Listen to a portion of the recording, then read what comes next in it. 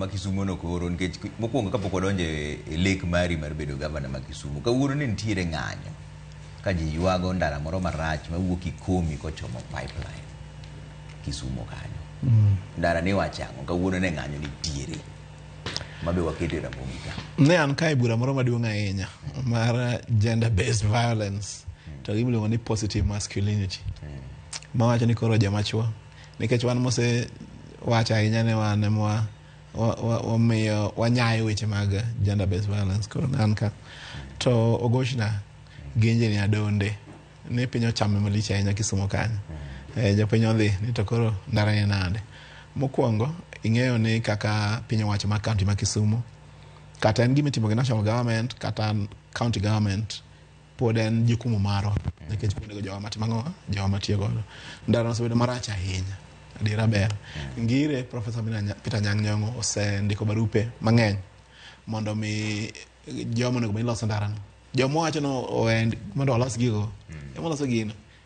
Urban Roads Authority okay but nikech pesa no wan waonge godo koro chuno nyaka wan wakwage akwaya ne kuyi jo kama ichalo ng'ama puro gi liech ne odanga nyamang'ura ni kiyete loka mana go yie ma puoth ng'ato ok en maro en ma sirikal mamalo and adwa ni mondo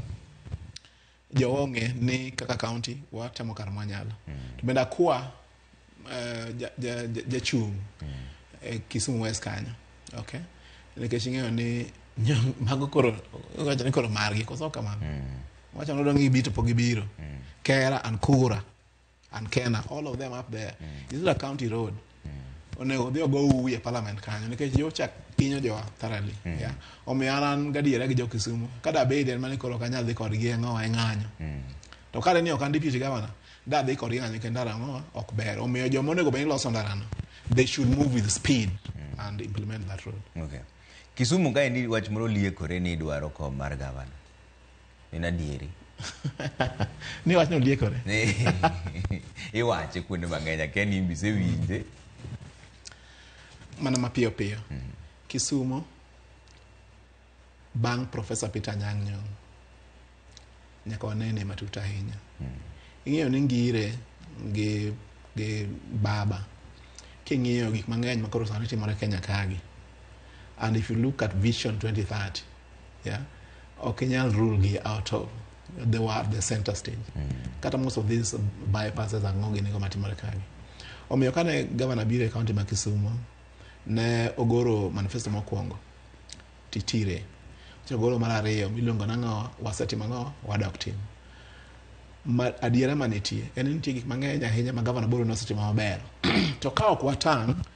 to ka ok wayudo ng'ama nyalo umo gik mosetimogo kaka gweno umo nyithinde kaka gweno umo tonge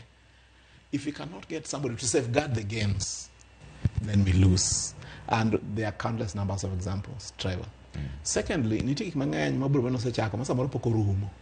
I'll give you an example we have said no down or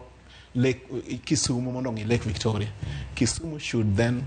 face Lake Victoria not turning her back on Lake Victoria once identify so many projects there I think the ones that we think are bankable are more than 16 I am certain by the time Governor Nyong'o is leaving the 16 will not be being realized we're saying watch mar urban mobility plan wase watch local area physical development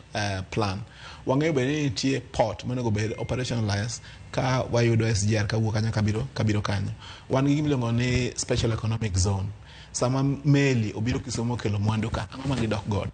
okay ka yudo ng'ama ok ne kuma noneno kada kuma pati neno and that's possible we have had a Sonko moment in Nairobi we have had a Waititi moment in Kiambu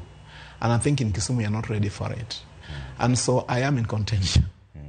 ani eng'wech mar bedo governor mar ang'owa mar county Kisumu ma Kisumu gi gimomiyo okay nikech I think ni bedo but Governor Nyong'o and bedo but Baba Raila Amolo Odinga neno gima gineno okay kapo nono yo katimo kamano to anyalo gidongere fail jo Kisumu because I think there's no alternative.